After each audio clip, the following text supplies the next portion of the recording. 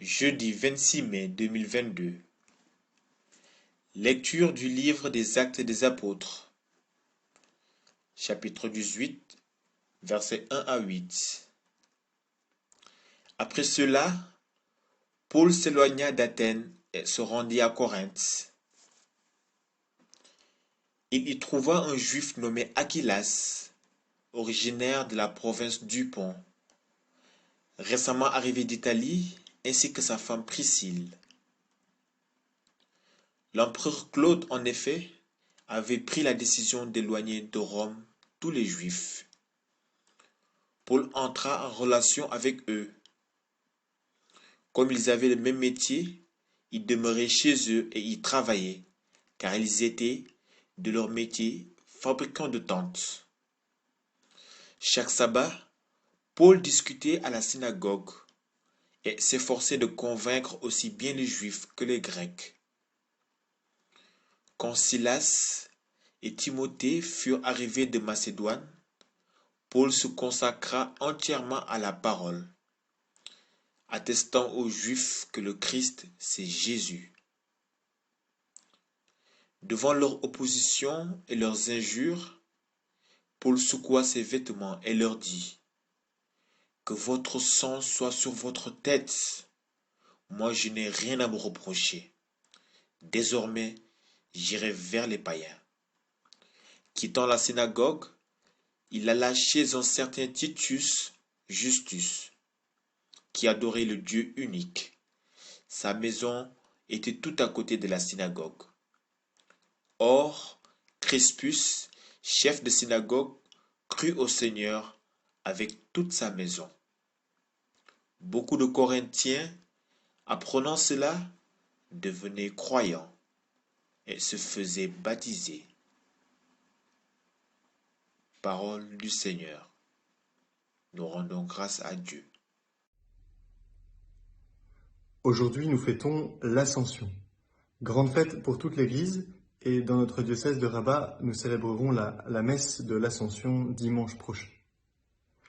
Ce devait être pour les premiers disciples un jour d'une forme de tristesse, parce que, de fait, les disciples ne côtoieront plus Jésus comme ils l'ont vu auparavant, et leur vie avec le Christ est désormais transformée.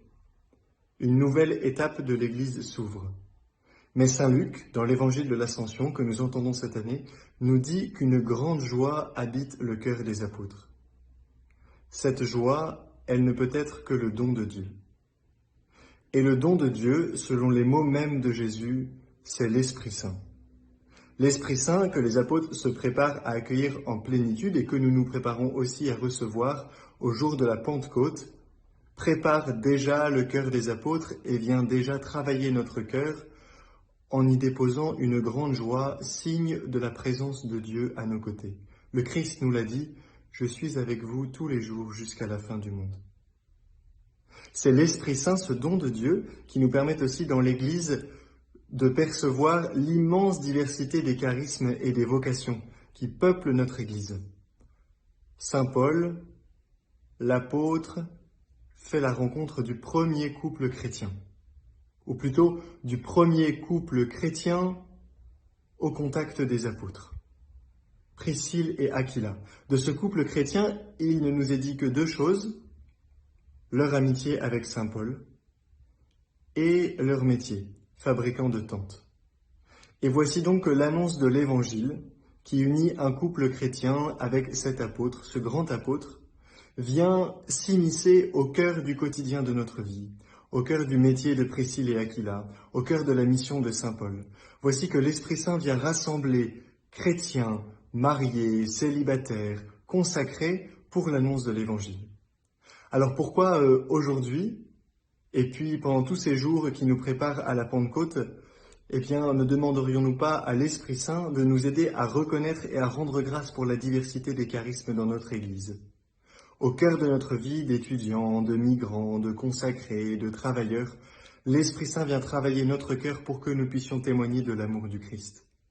Comme séminariste à Meknès, je rends grâce pour la diversité des charismes dans l'Église et que l'Esprit Saint vienne habiter notre cœur, le remplir de cette joie dont il bénit les apôtres pour nous préparer à l'accueillir à la Pentecôte.